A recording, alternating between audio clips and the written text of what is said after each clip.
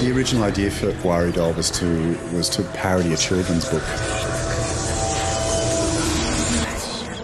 These dolls would see this, horrific thing, but react in a way that was, cliched in a children's book in a way, sort of, oh my gosh, what will we do kind of thing, and then off they go.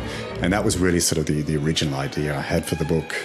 I didn't really know where it was going to go from there. I knew it was going to go down a fairly dark path.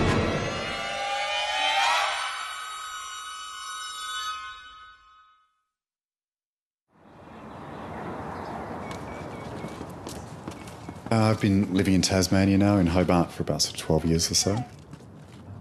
I grew up in Canberra and went to art school in Sydney, but my wife is Tasmanian, so I guess I'm Tasmanian now.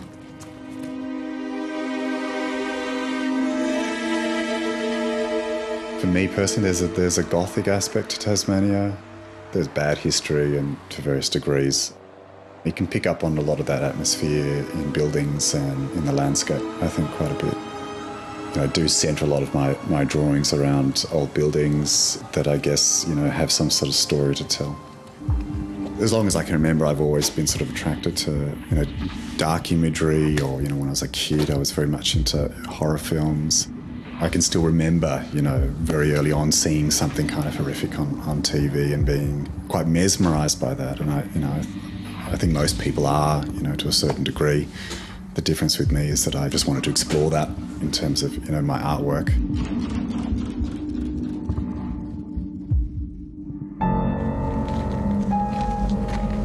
The first step for me in terms of creating a drawing is based around photography. Years ago, I suppose I used to sort of cut pictures out of magazines and use them as the basis for a drawing.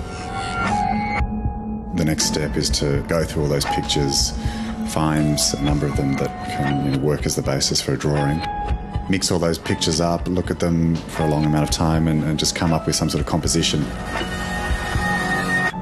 Once I've done that, the drawing process begins, and the pencil is really the time-consuming part. To draw a figure or a person's face, it's a case of drawing a rough sketch, rubbing it out, drawing it up a bit, rubbing it out, and then drawing it to the level that I feel is right before I can start penning it. So it can simply take hours, and some of the more recent total drawings I've been doing of late have been taking me about sort of 80 hours to do, and I would say that over half of that time, maybe 2/3 of that time is with pencil.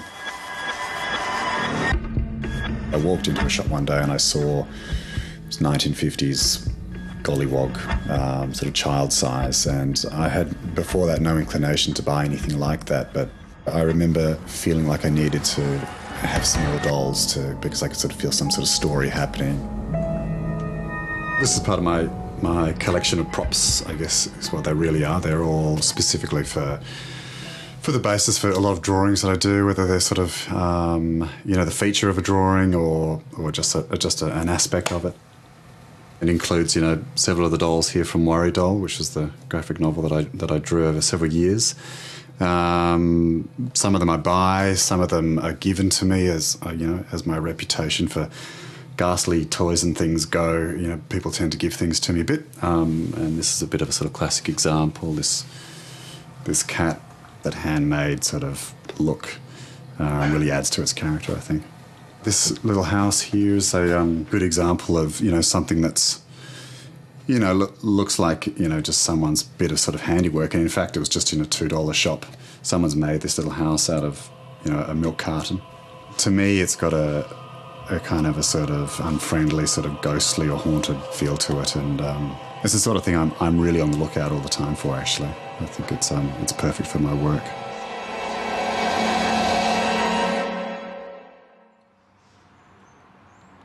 I don't really have to go far, to find locations for backgrounds to my work or to base my work in. They're the ones that will sort of jump out at me when I see them and think, there's something behind that. And Tasmania's certainly got a lot of those sorts of opportunities.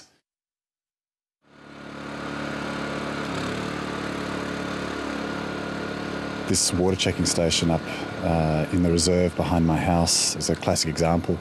I've used it as the centrepiece for a drawing of mine called Where's Ruth Janina? The drawing is set at night time. The building then sort of represents a public toilet out in the middle of nowhere. It sort of, creates that sort of alienating atmosphere, quite a sort of frightening place to visit. To get up there and light it up, I could see the finished picture right before my eyes, Sometimes you get that, sometimes you can see it completed.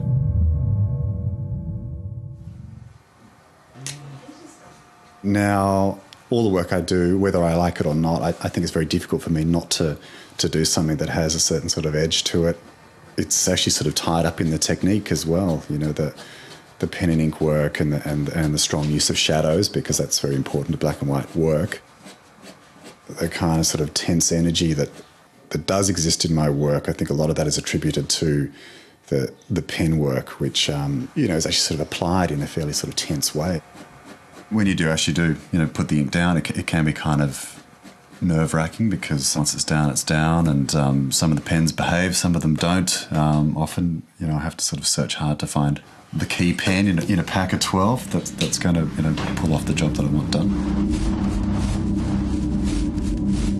It's interesting to sort of think about being in a sort of dark headspace a lot in terms of sort of gathering information for inspiration behind your work.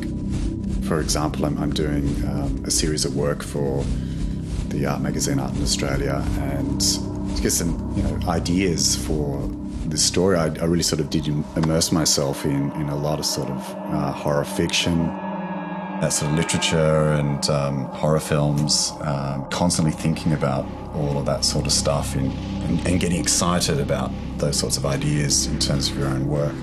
It pushes me to the edge sometimes. You do end up sometimes having bad nightmares.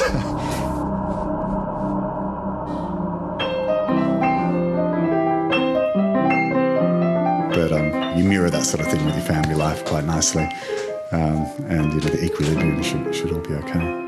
Horror films are definitely a big influence, and certainly before we had kids we used to watch a lot of horror films together. I sort of slowly got introduced to the world of horror films, which I'm really passionate about now. That dark world of horror films where we don't have lots of dialogue, just lots of images that present us with horror for all kinds of reasons, are really present in Matt's work. There's a lot in his work about the unsaid, the non-verbal, which is kind of who he is as a person. Hello, at Horror and went to your house. I've got 2 young daughters. They're very interested in what I do, constantly wanting to come into my workroom and play with my toys and stuff. I've got a bolt on the top of my door that was put there some time ago to stop them going in there, but they're sort of beyond that age now, so I feel pretty safe in terms of them, not putting crayons on my drawings. My kids are always on the lookout for things at op shops or the tip shop, and they're getting pretty good at working out what daddy needs, basically. There's an excitement about being scared, and certainly the children are much more desensitised than I was as a kid, but they're not frightened of adult horror things like a ventriloquist doll or any scary dirty old toys.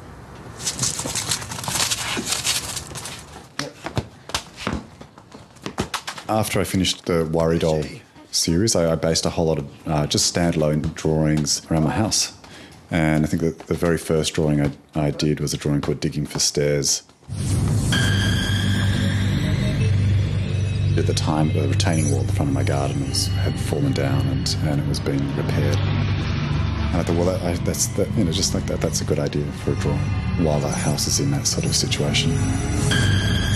I coaxed one of my friends to go down there in the nude in winter and photographed him with a pic, and that was the story behind that picture.